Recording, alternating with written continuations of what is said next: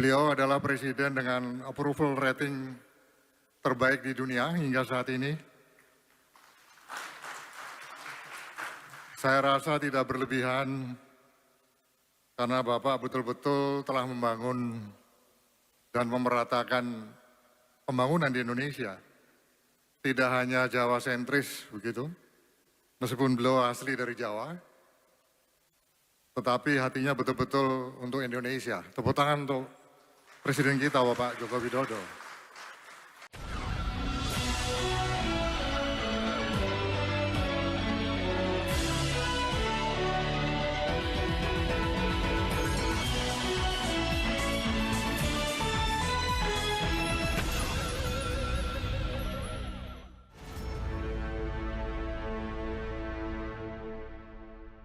Assalamualaikum warahmatullahi wabarakatuh.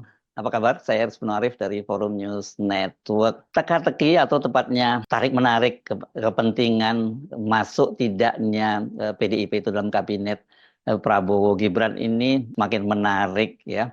Karena kalau sampai kemarin, sampai 2 hari berturut-turut Pak Prabowo itu memanggil para calon menteri, calon wakil menteri dan calon kepala badan itu kan tidak ada satupun nama calon menteri dari PDIP.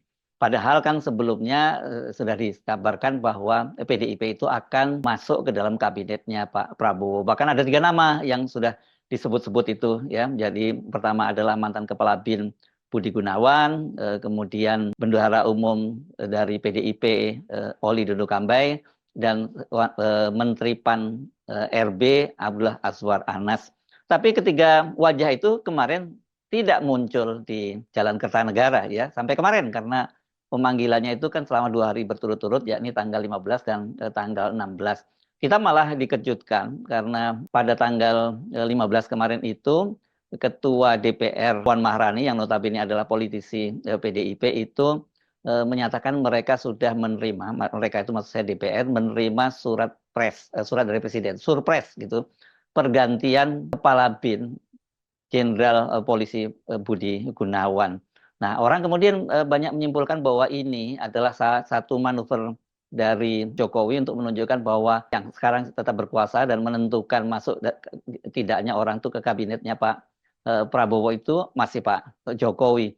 Dan hari ini kan berlangsung juga fit and proper test untuk kepala BIN yang baru, yakni Menhan Letnan Jenderal TNI Herindra yang pada hari pertama pemanggilan para calon menteri itu termasuk ada dalam rombongan 49 orang yang hadir di Jalan Kertanegara ya.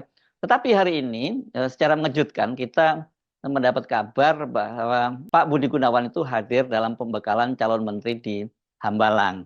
Jadi seperti dikatakan oleh Komandan Detasemen Pengawalan Khusus Menteri Pertahanan, ya, yakni Letnan Kolonel Infanteri G. Borlak, ketika ditanya oleh wartawan, dia membenarkan bahwa hari ini yang hadir 59 orang, berarti ini tidak semuanya hadir ya, ini ada 2 gelombang rupanya pembekalan di Hambalang itu, dan yang hadir pertama itu adalah Yusril Iza Mahendra, ini calon Menko Hukum dan HAM, dan yang terakhir katanya Pak Budi Gunawan. Pernyataan dari Letkol Infanteri Borlak ini cukup mengejutkan dan kemudian mengkonfirmasi bahwa berarti Budi Gunawan itu masuk sebagai calon menterinya Pak Prabowo. Pertanyaannya kemudian, kalau Pak Budi Gunawan ini masuk di kabinetnya Pak Prabowo, apakah dia merupakan representasi dari PDIP atau lebih pada representasi pribadi?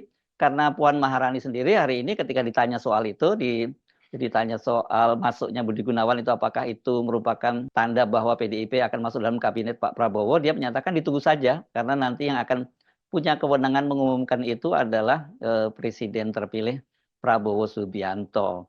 Nah, ini kenapa tadi saya menyatakan apakah representasi pribadi atau lebih pada representasi PDIP. Karena apa? Karena kalau kita lihat jejak sejarahnya ini, jejak digitalnya mungkin kita nyebutnya sekarang itu, Pak Budi Gunawan itu punya hubungan yang dekat baik kepada Pak Jokowi maupun Pak Prabowo. Atau lebih tepatnya Pak Budi Gunawan ini sebenarnya punya jasa mempertemukan Pak Prabowo dengan Pak Jokowi yang kemudian menjadi penyebab masuknya Pak Prabowo ke dalam kabinetnya Pak Jokowi. Nah, di luar itu ternyata pada saat Puan mengumumkan kepada media bahwa mereka sudah menerima surprise surat presiden pergantian kepala BIN itu, Pak Budi Gunawan ini ternyata sedang hadir di sebuah acara di Banda Aceh bersama dengan Pak Jokowi. Pada kemarin itu Pak Jokowi meresmikan Amanah Creative Hub. Ini sebuah wadah atau sebuah lembaga tempat anak muda itu yang diinisiasi oleh BIN dan itu didirikan di sejumlah tempat ya, bukan hanya di Aceh. Dan kemarin itu yang diresmikan di Aceh. Ketika menyampaikan sambutannya itu, Pak Budi Gunawan itu memuji-muji Pak Jokowi. Ini aneh ya, orang baru dipecat tapi kemudian memuji-muji Pak Jokowi dan wajahnya kelihatan sangat santai. Dia memuji-muji bahwa Pak Jokowi itu adalah presiden yang memiliki approval rating terbaik di dunia, bahkan menyebutnya seperti itu. Yang sangat kita cintai, kita sayangi, dan kita banggakan, Presiden Republik Indonesia, Bapak Insinyur Haji Joko Widodo. Tepuk tangan untuk beliau. Beliau adalah presiden dengan approval rating terbaik di dunia hingga saat ini. Saya rasa tidak berlebihan karena Bapak betul-betul telah membangun dan memeratakan pembangunan di Indonesia. Tidak hanya Jawa sentris begitu, meskipun beliau asli dari Jawa, tetapi hatinya betul-betul untuk Indonesia. Tepuk tangan untuk Presiden kita Bapak Joko Widodo. Sedikit bisik-bisik di bawah Pak, suara-suara di bawah. Bawaan Bapak katanya kalau mau langsing ini tidak perlu ikut program khusus, diet khusus begitu. Cukup ikut jadwal kegiatan Bapak Presiden. Dijamin langsing dan tambah kuat. Mari kita doakan beliau selalu sehat dan terus berkontribusi untuk Indonesia emas ke depan. Tepuk tangan untuk beliau kembali. Nah, kan coba bayangkan ada orang yang baru dipecat, tapi kemudian memuji-muji Pak Jokowi. Dan kemudian hari ini ternyata Pak Budi Gunawan itu muncul di Hambalang. Jadi apa sesungguhnya ceritanya ini? Ini saya kira mesti kita tunggu lebih lanjut ya. Kalau kita menyebut apakah ini representasi PDIP atau representasi pribadi, ya kita tunggu apakah setelah Pak Budi Gunawan ini masuk ikut dalam rombongan yang sekarang ini mengikuti pembekalan di Hambalang, apakah nantinya juga akan diikuti oleh wajah-wajah lain. Jadi mereka tidak lewat jalur yang dipanggil oleh Pak Prabowo ke Kertanegara itu gitu. Karena sejauh ini informasi yang saya kira sudah valid dan sudah cek keabsahannya itu bahwa Pak Jokowi itu tidak menginginkan PDIP masuk ke dalam kabinetnya Prabowo Gibran. Dan ini saya kira ini berkaitan dengan hubungan antara Pak Jokowi dan Ibu Mega yang sekarang ini sudah patah arang begitu. Nah, kalau kemudian tadi saya menyebutkan kenapa mereka ini punya sejarah tersendiri antara segitiga ini, antara Pak Jokowi, Pak Prabowo dengan Pak Budi Gunawan ini, kita mundur 5 tahun ke belakang ya. Pada saat usai Pilpres 2019, di mana pada waktu itu Pak Prabowo untuk kedua kalinya kan dikalahkan oleh Pak Jokowi. Jadi 2 kali berturut-turut Pak Prabowo kalah oleh Pak Jokowi.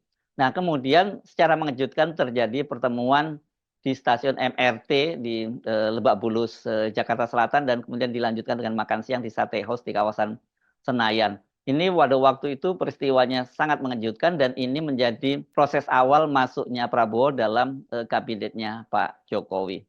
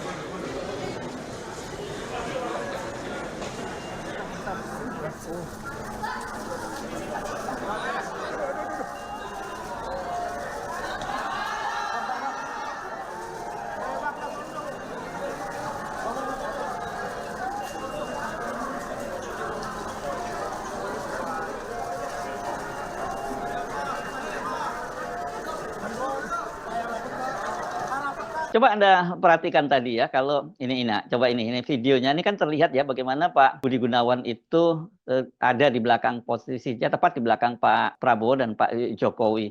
Dan memang kemudian kita mendapat konfirmasi bahwa Pak Budi Gunawan ini merupakan tokoh di balik pertemuan itu ya. Kalau dari istananya itu Pak Budi Gunawan yang waktu itu menjadi Kepala Badan Intelijen Negara BIN.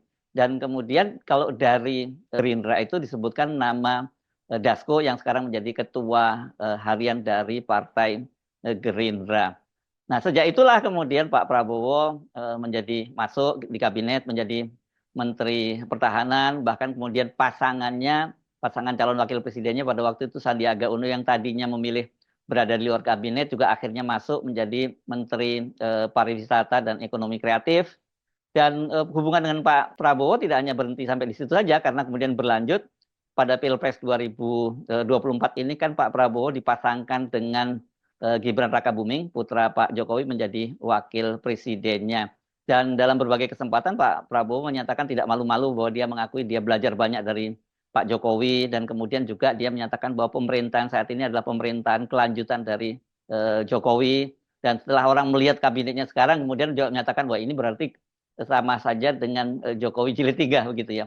Tapi lepas dari soal itu, saya kira kalau kita kembali ke soal Pak Budi Gunawan, jadi artinya Pak Budi Gunawan itu ya punya hubungan yang cukup dekat, bahkan punya jasa bagi Pak Jokowi maupun Pak Prabowo. Jadi dia sebenarnya meskipun dia representasi dari, atau bukan representasi, sebenarnya punya kedekatan hubungan dengan Ibu Megawati, dan sekarang ini hubungannya dengan Pak Jokowi sudah patah arang, tapi kelihatannya Pak Budi Gunawan masih tetap oke-oke saja, yaitu tadi terbukti dengan dia masih memuji-muji Pak Jokowi waktu bertemu di Aceh.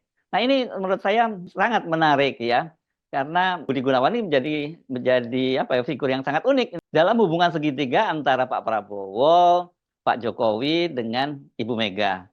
Ya, Pak Prabowo dengan Ibu Mega fine-fine saja, sementara Pak Jokowi itu sudah patah arang. Dan sementara Pak Prabowo dengan Pak Jokowi ya dia mengaku sebagai kelanjutannya itu, kelanjutan pemerintahnya Pak Jokowi.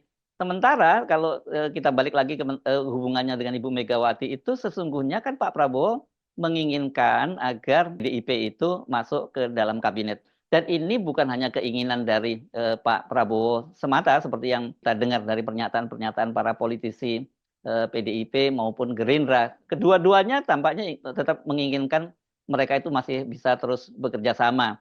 Misalnya politisi PDIP Oli Dodo Kambai, bendahara umum ini menyatakan bahwa Ibu Megawati itu mendukung pemerintahnya Pak Prabowo. Dan ini kemudian juga ramai kan sejak berapa bulan yang lalu dinyatakan bahwa Pak Prabowo itu akan bertemu dengan Ibu Megawati sebelum pembentukan kabinet. Bahkan kalau kita menyimak pernyataan Hasyim Joyo Hadikusumo, adiknya Pak Prabowo menyatakan bahwa pertemuan itu sudah ditunggu-tunggu selama 2 tahun. Dan seperti dikatakan oleh Puan, itu ancer-ancernya kemarin pertemuan itu akan dilaksanakan antara tanggal 11 sampai 15 Oktober. Tapi sampai tanggal 15 Oktober itu tidak terjadi, tidak terwujud pertemuan itu. Dan kemudian tidak ada wajah-wajah politisi PDIP yang muncul di Kertanegara. Ya, jadi artinya terkonfirmasi bahwa ya Pak Jokowi tidak menghendaki PDIP masuk dan Pak Prabowo ternyata tidak juga berani melanggar larangan dari Pak Jokowi itu. Nah, tetapi kenapa kemudian Budi Gunawan? Saya kira penjelasan satu-satunya sekarang yang menjelaskan seperti itu tadi yang saya sebutkan, ada jasa dari Budi Gunawan mempertemukan Pak Jokowi dan Pak Prabowo. Karena pada waktu itu Pak Jokowi bukan hanya Pak Prabowo yang ingin masuk kabinet, tapi Pak Jokowi juga menginginkan agar pemerintahnya stabil dengan cara merangkul Pak Prabowo, rival bebuyutan dia selama 2 pilpres. Soal hubungannya dengan PDIP itu kan Pak Prabowo sempat juga bercanda ya ketika hadir dalam pembekalan para anggota legislatif atau konsolidasi anggota legislatif dari PKB beberapa waktu yang lalu ketika dia bercanda soal dasi yang dia kenakan. Tidak ada masalah karena kita harus percaya bahwa semua partai di Indonesia semuanya adalah hatinya adalah bangsa Indonesia. Hatinya adalah merah putih. Jadi kita harus punya sikap bahwa demokrasi Indonesia harus demokrasi yang khas. Tidak usah kita ikut-ikut negara lain. Kalau sudah oposisi, musuhan. Ya? Kalau udah berbeda, nggak mau lihat-lihatan. Buktinya saya mau datang ke sini, ya kan? Ya.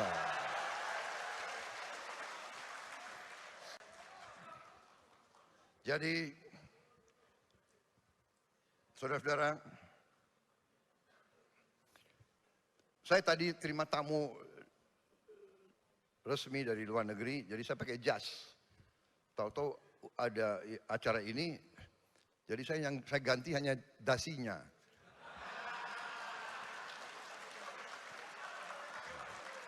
Karena NU ganti hijau.